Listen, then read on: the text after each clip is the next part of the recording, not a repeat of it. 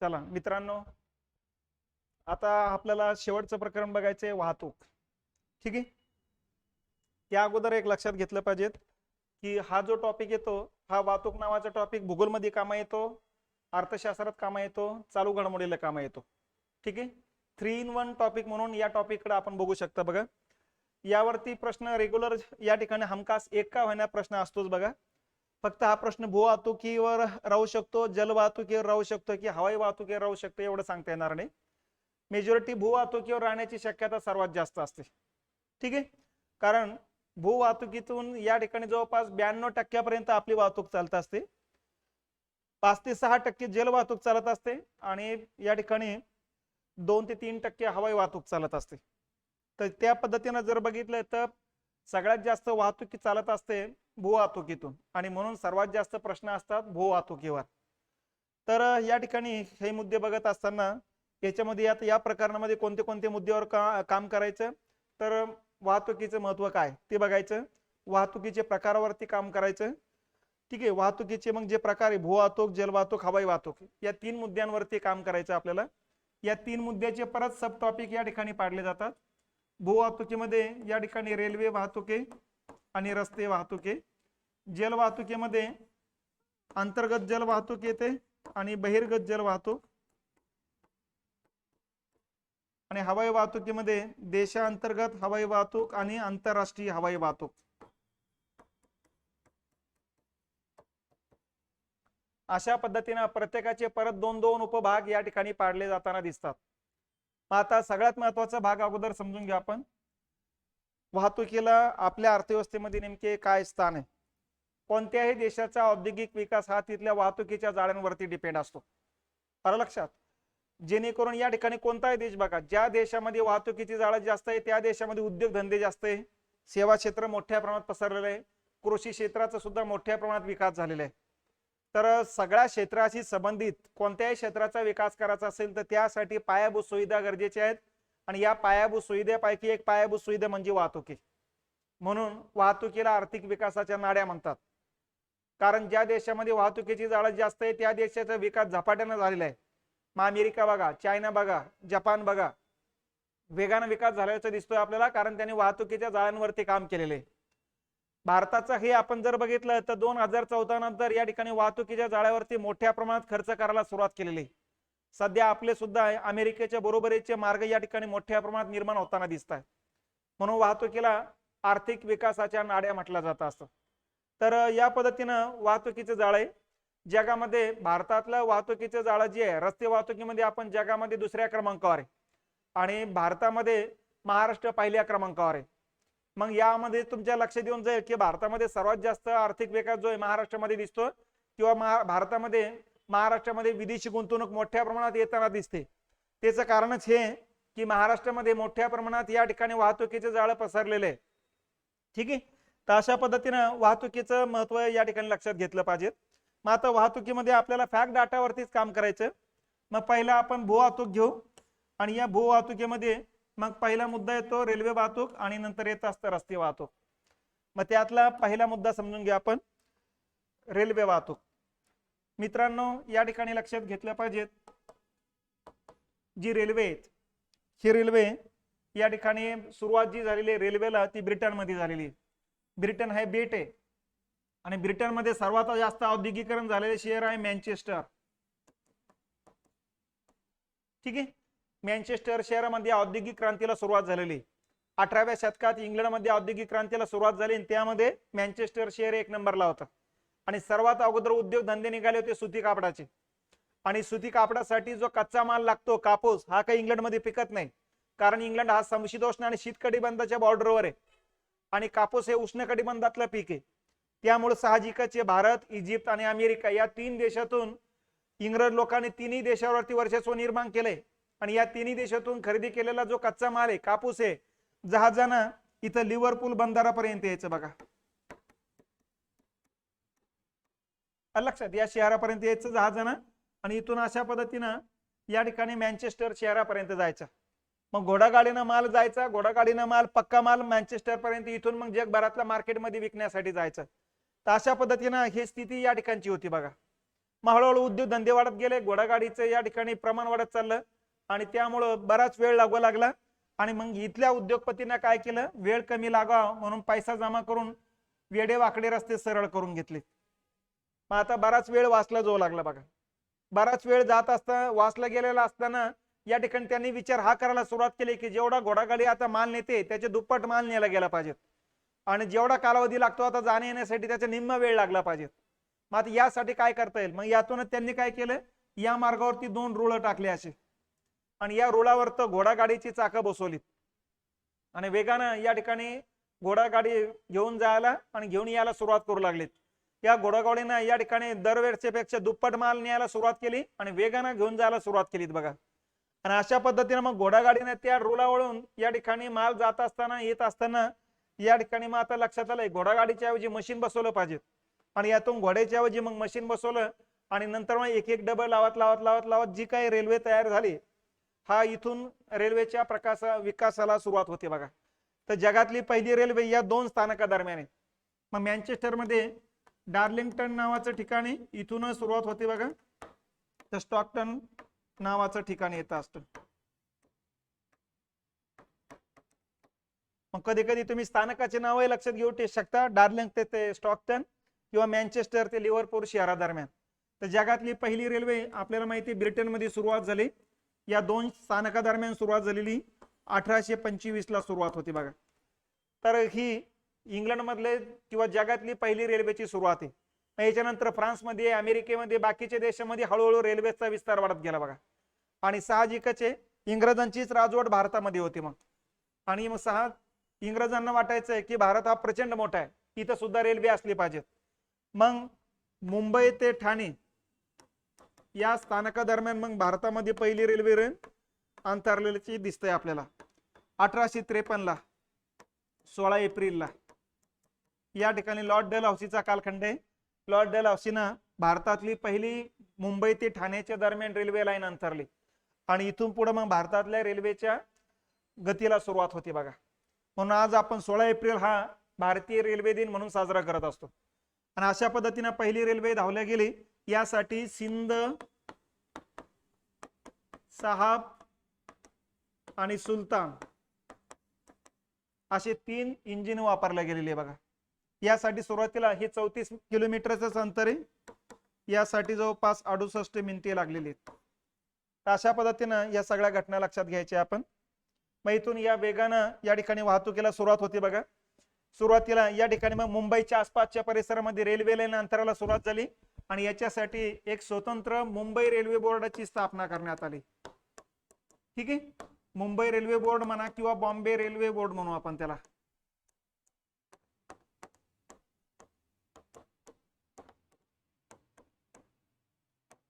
मग या बोर्डचे पहिले अध्यक्ष 1857 ची स्थापना याची पहिले अध्यक्ष होते प्रेस्कॉट. ठीक आहे, प्रेस्कॉटच्या अध्यक्षतेखाली ही पहिली रेल्वे या ठिकाणी धावल्याचं आपल्याला दिसतं बघा. त्याच्यानंतर मग बंगाल प्रांतामध्ये, मद्रास प्रांतामध्ये सुद्धा रेल्वेला सुरुवात होताना दिसते, पण सुरुवातीची गती कमी आहे.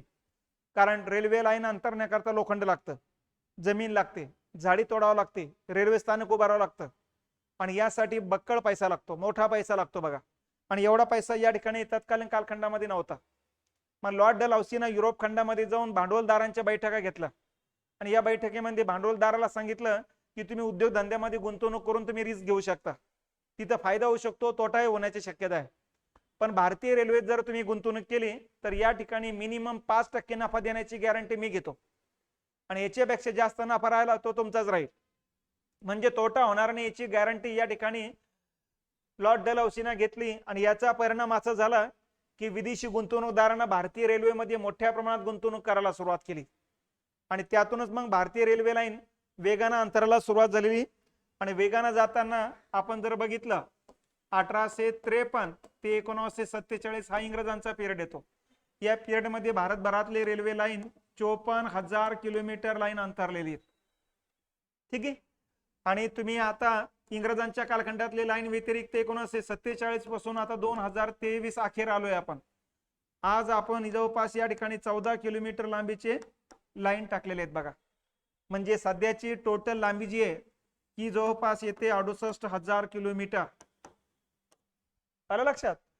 तर स्वातंत्र्यानंतर आता 75 वर्षे होता, या 75 वर्षामध्ये फक्त आपण 14,000 किलोमीटर लाईनचे रेल्वे लाईन तयार केलेले आहेत. म्हणजे इंग्रजांच्याच कालखंडामध्ये 54,000, 14×56 जवळपास 4 पटीनं आपल्यापेक्षा रेल्वेचे विकास इंग्रजांच्या कालखंडात होताना दिसतो.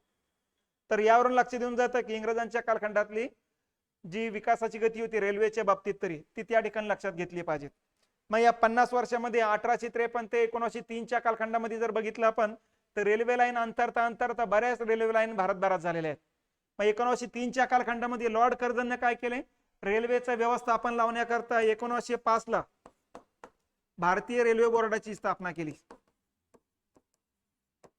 जसं मुंबईचा रेल्वे बोर्ड होता, मद्रासचा होता, बंगालचा होता, तसं भारतीय रेल्वे बोर्डाची स्थापना 1905 ला केली आणि हिच्या अध्यक्षपदी थॉमस रॉबर्टसन यांची नियुक्ती केली. आता हे थॉमस रॉबर्टसन कोण होते, तर थॉमस रॉबर्टसन होते युरोपियन रेल्वे बोर्डाचे अध्यक्ष.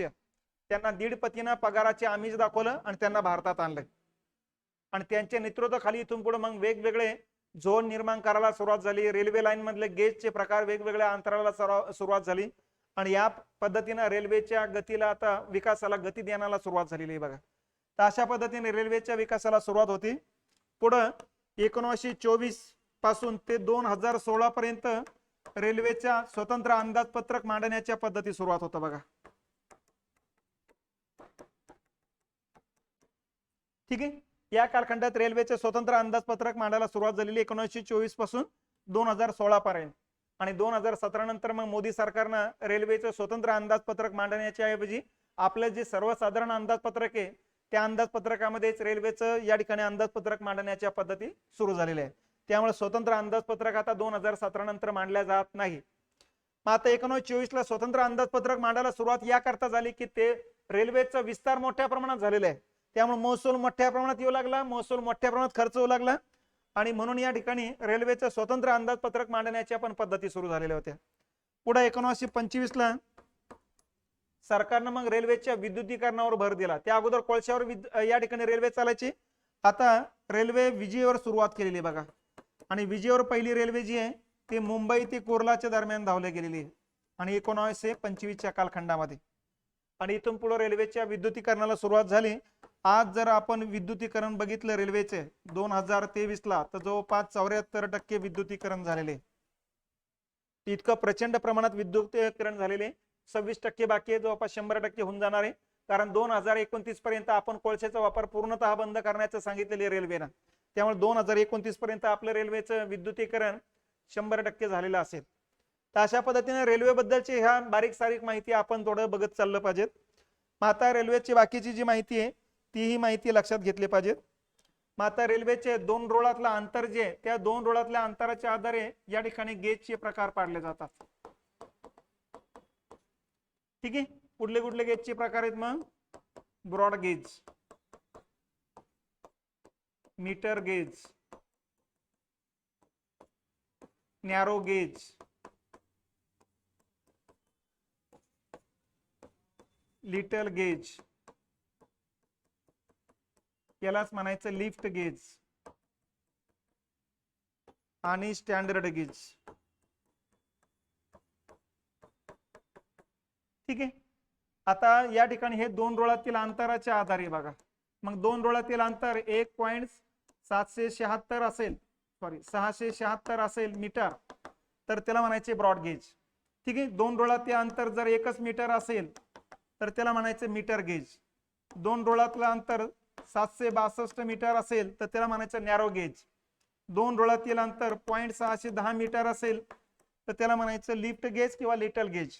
आणि 2 रुळातील अंतर 1.435 मीटर असेल तर त्याला म्हणायचं स्टँडर्ड गेज.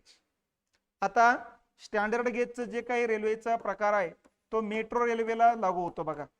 शहरामध्ये ज्या काही मेट्रो रेल्वे सुरू झालेल्या आहेत त्या शहरी भागातला मेट्रो रेल्वेचा गेज कुठला असेल तर स्टँडर्ड गेज असतो. मग पहिली मेट्रो रेल्वे सुरू झाली कोलकाताला 1984 ला. मग 2001 ला दिल्लीला सुरुवात होते बघा.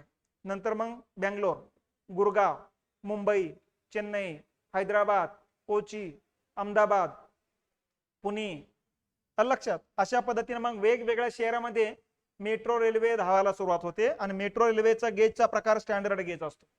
ठीक आहे. एका राज्यातून दुसऱ्या राज्यांना जोडण्यासाठी ब्रॉड गेज असतात. या ठिकाणी दोन प्रमुख शहरांना जोडण्यासाठी मीटर गेज असतात. जंगलाच्या भागातून जाण्यासाठी नॅरो गेज असतात आणि डोंगराळ भागात जाण्यासाठी लिफ्ट गेज असतात किंवा लिटल गेज असतात. आता भारत सरकारने निर्णय घेतलेला आहे की सगळे ब्रॉड गेज करायचे बघा. त्यामुळे आता ब्रॉड गेज मध्ये रूपांतराला सुरुवात होते. त्यामुळे सध्या ब्रॉड गेजची लांबी जी आहे भारतभरातल्या एकूण लांबीमध्ये 95%. ठीक आहे. आणि उरलेले जी आहेत याच्यामध्ये फक्त हे 5%. त्यामुळे सध्या भारतामध्ये कोणत्या गेजचे प्रकार सर्वात जास्त आहे तर ब्रॉड गेजचे प्रमाण सर्वात जास्त येत असतं. तर इथं हे रेल्वेच्या गेजच्या प्रकाराबद्दल लक्षात ठेवायचं. दुसरा मुद्दा, भारतीय रेल्वेचा जगातील क्रमांक लक्षात घ्यायचा. आता या ठिकाणी पहिला मुद्दा, प्रवासी वाहतुकीचा जर विचार केला, प्रवासी वाहतुकीमध्ये आपला पहिला क्रमांक लागतो. ठीक आहे. पहिला क्रमांक लागण्याच्या पाठीमाग आपल्याला माहिती पब्लिक सर्वात जास्त आपल्याकडे, त्यामुळे प्रवासी वाहतुकीत आपला पहिला क्रमांक असणारच आहे. व्यवस्थापनाबाबत आपण तिसऱ्या क्रमांकावर आहे. ठीक आहे. त्याच्यानंतर माल वाहतुकीचा जर विचार केला तर चौथ्या क्रमांकावर आहे आणि रेल्वे जाळ्याचा जर विचार केला तरी चौथ्या क्रमांकावर आहे. तर जगामध्ये जर आपला क्रमांक बघितला रेल्वेचा तर या ठिकाणी प्रवासी वाहतुकीमध्ये पहिला क्रमांक आहे, व्यवस्थापनामध्ये तिसरा क्रमांक आहे, रेल्वे वाहतूक, माल वाहतूक आणि रेल्वे जाळ्यामध्ये चौथा क्रमांक लागत असतो. तर अशा पद्धतीने जगामध्ये आपण पहिल्या काही क्रमांकावरती बसतो, पहिल्या 4-5 क्रमांकामध्ये बसतो आपली रेल्वे. आणि या रेल्वेमध्ये सध्या जे कर्मचारी आहे 2023 चा जर विचार केला तर सध्या 12.54 लाख कर्मचारी या ठिकाणी कामाला आहेत बघा. जे केंद्रीय कर्मचाऱ्यांच्या, केंद्र सरकारच्या कर्मचाऱ्यांचा जर विचार केला तर जवळपास 40% येतात. म्हणजे केंद्र सरकारच्या नोकरीला जेवढे लोक आहेत त्यातले 40% एकटे रेल्वेमध्ये. आणि सध्या भारत सरकारचा 100% सरकारच्या मालकीचा असलेला एकमेव व्यवसाय म्हणजे या ठिकाणी वाहतुकीमध्ये रेल्वे वाहतूक. आलं लक्षात. आणि अणुऊर्जा, दोनच सरकारच्या मालकीचे राहिलेले पूर्णतः सध्या. बाकीच्यांचं या ठिकाणी निर्गुंतवणुकीकरण, खाजगीकरण काहीतरी प्रकार झालेले आहेत बघा. तर अशा पद्धतीनं ही रेल्वे बद्दलची माहिती लक्षात घेतली पाहिजे आपण. मग रेल्वेमध्ये रेल्वेचे व्यवस्थापन पाडताना आपण जवळपास 18 झोन तयार केलेले आहे बघा. तो झोन, त्याचं मुख्यालय आणि त्याच्या आसपासच्या परिसरामध्ये रेल्वे लाईन अंतरण्याचं काम त्या झोन अंतर्गत केलं जात असतं. मग आता हे जे रेल्वे झोन आहेत, हे जे काही 18 रेल्वे झोन आहेत, त्या 18 रेल्वे झोनचं मुख्यालय आणि झोनचं या ठिकाणी काय म्हणतात त्याला, झोन क्रमांक, असं हे लक्षात घ्यायचं. पहिला झोन येतो दिल्ली, या झोनचं नाव आहे उत्तर रेल्वे झोन. ठीक आहे. दुसरं येतं जयपूर, उत्तर पश्चिम रेल्वे झोन. तिसरा येतो जबलपूर, पश्चिम मध्य रेल्वे झोन आहे. नंतर मुंबईला 2 झोन येतात. एक आहे पश्चिम रेल्वे झोन, चर्चगेटला आहे, आणि एक असतो मध्य रेल्वे झोन, हा CST ला असतो, छत्रपती शिवाजी महाराज टर्मिनस. मग इथं हे 2 आहे, 4 नंबर आणि 5 नंबरचा. 6 नंबरचा येतो हुबळी, कर्नाटक मध्ये, दक्षिण पश्चिम रेल्वे झोन. त्याच्यानंतर 7 नंबरला येतो असतो चेन्नई, दक्षिण रेल्वे झोन आहे. 8 नंबरला येत असतो सिकंदराबाद, सिकंदराबाद येत असतो दक्षिण मध्य रेल्वे झोन. 9 नंबरला येतो असतो बिलासपूर, छत्तीसगड मध्ये. ठीक आहे. दक्षिण पूर्व मध्य रेल्वे झोन म्हणतात त्याला. 10 नंबरला येतो असतो विशाखापट्टणम, दक्षिण किनारपट्टी रेल्वे झोन आहे. 11 नंबरला येतो असतो भुवनेश्वर, पूर्व किनारपट्टी रेल्वे झोन म्हणतात त्याला. 12 नंबरला येतो असतो अलाहाबाद, उत्तर मध्य रेल्वे झोन या. 13 नंबरला येतो असतो गोरखपूर, उत्तर पूर्व रेल्वे झोन. 14 नंबरला येतो असतो हाजीपूर, पूर्व मध्य रेल्वे झोन, बिहार मध्ये. ठीक आहे. 15 नंबरला येतो असतो मालीगाव, मालीगाव गुवाहाटी, उत्तर पूर्व सीमांत रेल्वे झोन म्हणतात त्याला. आणि 3 रेल्वे झोन या ठिकाणी कोलकात्याला. कोलकात्याला तिसऱ्या 3 जे आहे त्यापैकी 16 नंबरचा येतो पूर्व रेल्वे झोन, 17 नंबरचा येतो दक्षिण पूर्व रेल्वे झोन आणि 18 नंबरला येत असतो कोलकाता मेट्रो रेल्वे झोन. तर अशा पद्धतीनं 18 रेल्वे झोन सध्या भारतामध्ये येतात. सर्वात जास्त रेल्वे झोन कुठे आहे तर कोलकात्याला आहे, 3 आहे, म्हणजे पश्चिम बंगालमध्ये. त्याच्यानंतर उत्तर प्रदेशमध्ये 2 आहे, महाराष्ट्रात 2 आहे. ठीक आहे. तर या पद्धतीनं ही इकडची माहिती लक्षात घ्यायची आपण. तर इकडचा हा हुबळी रेल्वे झोन येतो असतो कर्नाटकमध्ये. तर असे हे टोटल जे काही झोन आहे तेवढे लक्षात ठेवा. सर्वात जास्त लांबी कोणत्या झोन अंतर्गत असेल तर दिल्लीच्या उत्तर रेल्वे झोन अंतर्गत सर्वाधिक लांबी येते. सर्वात नवीन झोन कुठला असेल तर विशाखापट्टणमचा झोन येतो, दक्षिण किनारपट्टी रेल्वे झोन म्हणतो आपण. त्याच्यानंतर मराठवाडा जर कोणत्या विभागात येत असेल तर सिकंदराबादच्या दक्षिण मध्य रेल्वे झोन अंतर्गत येत असते. त्याच्यानंतर मग उर्वरित महाराष्ट्र पश्चिम रेल्वे, मध्य रेल्वे, दक्षिण पश्चिम रेल्वे, आलं लक्षात. त्याच्यानंतर मग पश्चिम मध्य रेल्वे जबलपूर आणि या ठिकाणचं दक्षिण पूर्व मध्य रेल्वे बिलासपूर या पार्ट मध्ये येत असते बघा. म्हणजे एक महाराष्ट्र टोटल जर विचार केले तर 2, 3, 4, 5 आणि 6 झोनचे रेल्वे रोड या ठिकाणी महाराष्ट्रामध्ये येत असतात. आणि याच्या व्यतिरिक्त कोकण रेल्वे पण येत असते बघा. मग आता हे कोकण रेल्वे काय तर आता या ठिकाणी लक्षात आलं पाहिजे आपल्याला, हा महाराष्ट्राचा पश्चिमेकडचा पार्ट आहे. ठीक आहे. इथं महाराष्ट्र येतो. महाराष्ट्रामध्ये इथं जर बघितलं आपण रोहा रायगड जिल्ह्यामध्ये, इथून जे रेल्वे चालू होते महाराष्ट्र, नंतर मग येतो असतो गोवा, नंतर येतो असतो मग कर्नाटक आणि नंतर या बाजूला येत असतो मग केरळ. अशा पद्धतीनं इकडं राज्य जर बघितलं आपण, केरळ 1, कर्नाटक 2, गोवा 3 आणि महाराष्ट्र 4, या 4 राज्याची संबंधित कोकण रेल्वे येत असते. ठीक आहे.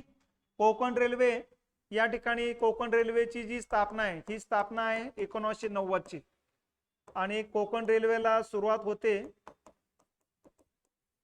1995 ला. ठीक आहे. कोणत्या स्थानकादरम्यान? रोहा ते कोची. रोहा महाराष्ट्रामध्ये, कोची केरळमध्ये. माझं समजून घ्यायचं या ठिकाणी कोची येत असतं. ठीक आहे. 4 राज्यातली टोटल लांबी जर आपण बघितली कोकण रेल्वेची तर ही येते 813 किलोमीटर. यापैकी महाराष्ट्रातली लांबी जर बघितली तर 382 किलोमीटर आहे. ठीक आहे. तर या पद्धतीने ही कोकण रेल्वे लक्षात ठेवायची. मग कोकण रेल्वे स्थानकावरती या ठिकाणी टोटल 68 स्थानक आहे. यापैकी एकट्या महाराष्ट्राचा जर विचार केला तर 34 स्थानक येतात. कोकण रेल्वेच्या निर्मितीसाठी 3,500 कोटी रुपये खर्च करण्यात आलेले आहे. यापैकी 51% खर्च जो आहे तो भारतीय रेल्वेने केलेला आहे. ठीक आहे. आणि उरलेले 49% मग ह्या 4 राज्यांना वाटा उचलला, महाराष्ट्र, गोवा, कर्नाटक आणि केरळला. यापैकी महाराष्ट्रानं 22% वाटा उचललेला आहे बघा. अशा पद्धतीने ही कोकण रेल्वे बद्दलची माहिती या ठिकाणी लक्षात ठेवा.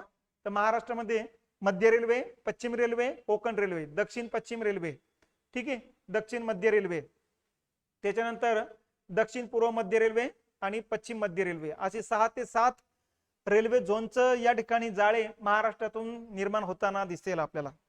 तर अशा पद्धतीने महाराष्ट्र येत असतात. महाराष्ट्रातलं कोकण रेल्वे येत असते. आता भारतामध्ये वेगाने चालणारे भरपूर रेल्वे आहेत. यापैकी सर्वाधिक लांबीची जी रेल्वे ही विवेक एक्सप्रेस येत असते. ठीक आहे. आणि ही विवेक एक्सप्रेस जी आहे तो भारताची पूर्व किनारपट्टीचा जो झोन आहे असं लक्षात घ्यायचं. आणि ही सुरू होते दिब्रुगड पासून. दिब्रुगड पासून ही रेल्वे अशी येते, अशी पूर्व किनारपट्टीना शेवटी कन्याकुमारी पर्यंत जात असते. ही भारतातली सर्वाधिक लांबीची रेल्वे गाडी येते विवेक एक्सप्रेस. हिची टोटल लांबी 4286 किलोमीटर इतकी आहे. 7 दिवस जाण्यासाठी लागतात या रेल्वेला, 7 दिवस येण्यासाठी लागतात बघा. तर भारतातली सर्वाधिक लांबीची रेल्वे कुठली तर विवेक एक्सप्रेस असं लक्षात घ्यायचं. ठीक आहे. मग आता या ठिकाणी आपण काय काय बघितलं.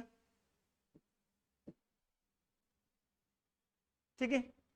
आशिया खंडातील सर्वात मोठं जाळं आहे आपलं पहिली मुंबई ते आपले पहिली रेल्वे मुंबई ते ठाणे दरम्यान धावलेली आहे 34 किलोमीटर अंतरावर, ठीक आहे, 53 मध्ये. त्याच्यानंतर मग बंगालमध्ये धावल्या गेलेली आणि नंतर मग चेन्नई म्हणजे मद्रास प्रांतात धावल्या गेलेली. त्याच्यानंतर रेल्वे बोर्डाची स्थापना झालेली 1905 ला. पहिली रेल्वे बोर्डाचे अध्यक्ष होते थॉमस रॉबर्टसन. त्याच्यानंतर 1924-25 पासून रेल्वेचे स्वतंत्र अंदाजपत्रकाला सुरुवात होते. 24 पासून ते शेवटचं अंदाजपत्रक आलं कधी कधी तर 2016 ला. 2017 पासून स्वतंत्र रेल्वे अंदाजपत्रक मांडणी बंद झालेले आहेत. 2025 पासून रेल्वेच्या विद्युतीकरणाला सुरुवात होते आणि सध्या जवळपास 74% विद्युतीकरण झालेले, ठीक आहे. आणि विद्युतीकरणाला सुरुवात कोणत्या स्थानकादरम्यान होती? पहिल्यांदा मुंबई ते कुर्ला. त्याच्यानंतर भारतीय रेल्वेतून सध्या 12.5 लाख लोकांना रोजगार मिळतो, जो एकूण केंद्रीय कर्मचाऱ्यांच्या 40% येत असते बघा. सध्या भारतामध्ये 18 रेल्वे झोन आहेत, हे लक्षात घेतलं पाहिजे. भारतातील सर्वाधिक लांबीची रेल्वे गाडी विवेक एक्सप्रेस आहे, 4286 किलोमीटर लांबीची येते, दिब्रुगड ते कन्याकुमारी. दिब्रुगड येत असते आसाम मध्ये आणि कन्याकुमारी येत असते तामिळनाडू मध्ये, ठीक आहे. 84 पासून मेट्रोला सुरुवात होते, मेट्रो रेल्वेला, आणि पहिली मेट्रो रेल्वे धावले जाते कोलकाता शहरामध्ये, ठीक आहे. आज कोलकाता मेट्रो एक झोन रेल्वे झोन म्हणून ओळखला जातो. त्याच्यानंतर जगामध्ये भारतीय रेल्वेचा क्रमांक आपण आता बघितलेला आहे. प्रवासी वाहतुकीमध्ये पहिला क्रमांक आहे, व्यवस्थापनामध्ये आपण 3ऱ्या क्रमांकावर आहे, रेल्वे जाळ्यामध्ये 4थ्या क्रमांकावर आहे आणि माल वाहतुकीमध्ये सुद्धा 4थ्या क्रमांकावरती आपला क्रमांक येत असतो. त्याच्यानंतर रेल्वेचे झोन आणि मुख्यालय बघितलेले. उत्तर रेल्वे झोन दिल्लीला आहे, उत्तर पश्चिम रेल्वे झोन जयपूरला आहे, पश्चिम मध्य रेल्वे झोन जबलपूरला आहे, पश्चिम रेल्वे झोन मुंबई चर्चगेटला आहे, मध्य रेल्वे झोन मुंबईमध्ये CST ला आहे, दक्षिण पश्चिम हुगळी कर्नाटक, ठीक आहे. दक्षिण रेल्वे चेन्नई तामिळनाडू, दक्षिण मध्य सिकंदराबाद तेलंगणामध्ये, दक्षिण पूर्व मध्ये बिलासपूर छत्तीसगड, पूर्व किनारपट्टी भुवनेश्वर, उत्तर मध्य रेल्वे अलाहाबाद, उत्तर पूर्व रेल्वे गोरखपूर उत्तर प्रदेश मध्ये दोन्ही पण, पूर्व मध्य रेल्वे हाजीपूर बिहार मध्ये येत आहे, पूर्व रेल्वे कोलकाता, दक्षिण पूर्व कोलकाता, उत्तर पूर्व सीमांत रेल्वे मालीगाव आसाम गुवाहाटी, कोलकाता मेट्रो कोलकाता, आणि दक्षिण किनारपट्टी सर्वात शेवटी घोषित झालेला आहे विशाखापट्टणम, बरोबर आहे. मग यामध्ये हेही लक्षात असू द्या, सर्वाधिक लांबीचे रेल्वे रूळ कोणत्या झोन अंतर्गत आहे? उत्तर रेल्वे, ज्याचं मुख्यालय दिल्लीला आहे, आणि सर्वात कमी विचारलं कोलकाता मेट्रो फक्त 25 किलोमीटर. तर या पद्धतीनं सर्वात जुना जर विचारलं तर दिल्ली उत्तर रेल्वे, आणि सर्वात नवीन विचारलं तर दक्षिण किनारपट्टी विशाखापट्टणमचा रेल्वे झोन येतो. तर या पद्धतीनं ही माहिती लक्षात घेतली पाहिजे आपण. कोकण रेल्वे बद्दल ही माहिती बघितली. महाराष्ट्र 1, गोवा 2, कर्नाटक 3, केरळ 4, 4 राज्याशी संबंधित कोकण रेल्वे. मार्च 90 ला हिचं स्थापना होती बघा कोकण रेल्वेची. प्रकल्पासाठी 3,500 कोटी रुपयाची खर्च या ठिकाणी करण्यात आलेला आहे. त्यापैकी 51% खर्च भारतीय रेल्वेने उचललेला आहे आणि उर्वरित मग 4 राज्यांच्या वाट्यामध्ये, ज्या राज्यातून जितके लांबीचे रेल्वे रुळ असून तेवढा त्यांनी वाटा उचलायचा. टोटल लांबी 813 किलोमीटर, यापैकी महाराष्ट्रातली लांबी येते 382 किलोमीटर. महाराष्ट्रामध्ये या ठिकाणी रोहा ते कोची या 2 स्थानकादरम्यान या ठिकाणी रेल्वे धावताना दिसते आपल्याला, ठीक आहे. आता जगामध्ये जे काही रेल्वे आहे त्यामध्ये सर्वात वेगाने धावणारी रेल्वे येते चायनामध्ये, आणि चायनामध्ये कुठून कुठपर्यंत तर झाओजुआंग बेगांगबो, लक्षात बेगंबो या शहरादरम्यान आहे. या शहरादरम्यान 486 किलोमीटर पर हवर इतक्या गतीनं रेल्वे धावते. भारतीय रेल्वेची गती आपली जर बघितली तर 60 ते 70 किलोमीटर पर हवर आहे, आणि या ठिकाणची गती बघितली 486 किलोमीटर पर हवर आहे. जगात सर्वात वेगानं जी बुलेट ट्रेन आहे, ही बुलेट ट्रेन चायनामध्ये या ठिकाणी धावत असते, झाओजुआंग ते बेगंबो या शहरादरम्यान, ठीक आहे. मोनोरेलला सुद्धा सुरुवात होते महाराष्ट्रामध्ये मुंबई पासून 2014 पासून बघा. 10 किलोमीटरचे चेंबूर ते वडाळाच्या दरम्यान मोनोरेल धावत असते बघा. मेट्रो रेल्वे मग आपण बघितलेले कोलकात्याला पहिल्यांदा सुरुवात झाली, नंतर दिल्ली आहे, नंतर बँगलोर, गुरगाव, मुंबई, मग बाकीची शहरे लागत असतात. त्यानंतर दुमजली ज्या काही रेल्वे गाड्या आहेत ते या स्थानकादरम्यान धावत असतात. अहमदाबाद ते मुंबई सेंट्रल, मुंबई पुणे दरम्यान, लखनौ ते नवी मुंबई, चेन्नई ते बँगलोर, काचीगुडा ते गुंटूर, इंदोर ते भोपाळ, हावडा ते धनबाद, काचीगुडा ते तिरुपती, दिल्ली जयपूर, मुंबई गोवा. ठीक आहे. आणि ज्या पर्वतीय भागातल्या ज्या रेल्वे लिफ्ट गेज किंवा लिटल गेज म्हणतो असतो आपण, दार्जिलिंग न्यू जलपाईगुडी 87 किलोमीटर लांबीची आहे पश्चिम बंगालमध्ये, कालका शिमला 96 किलोमीटर लांबीची आहे हिमाचल प्रदेशमध्ये, निलगिरी उटी 46 किलोमीटर लांबीची आहे तामिळनाडूमध्ये, महाराष्ट्रामध्ये नेरळ आणि माथेरान 21 किलोमीटर लांबीची आहे महाराष्ट्रामध्ये येते, आणि पाठणकोट जोगिंदर नगर जे आहे 164 किलोमीटर लांबीची आहे पंजाब हरियाणा, आपलं पंजाब ते हिमाचल प्रदेशच्या डोंगराळ भागामध्ये चालू आहे बघा. ते हे गेजचे प्रकार बघितलेले, broad gauge, metre gauge, narrow gauge, lift gauge आणि स्टँडर्ड गेज. ठीक आहे. तर अशा पद्धतीनं भारतीय रेल्वेची ही बारीक सारीक माहिती तुम्ही या ठिकाणी लक्षात घेतली पाहिजे. सध्याची रेल्वे लांबी 68,000 किलोमीटर आहे. त्यापैकी आपण जर या ठिकाणी विचार केला तर सर्वात जास्त रेल्वे लांबीचे जे झोन आहेत तो उत्तर रेल्वे झोन येतो असतो, सर्वात कमी लांबीचा येतो असतो कोलकाता मेट्रो, सर्वात जुना झोन येतो असतो उत्तर रेल्वे दिल्लीचा, आणि सर्वात नवीन जर विचारलं तर दक्षिण किनारपट्टी रेल्वे झोन विशाखापट्टणम. तर या पद्धतीने रेल्वेची ही बारीक सारीक माहिती आपण या ठिकाणी लक्षात घेतली पाहिजे.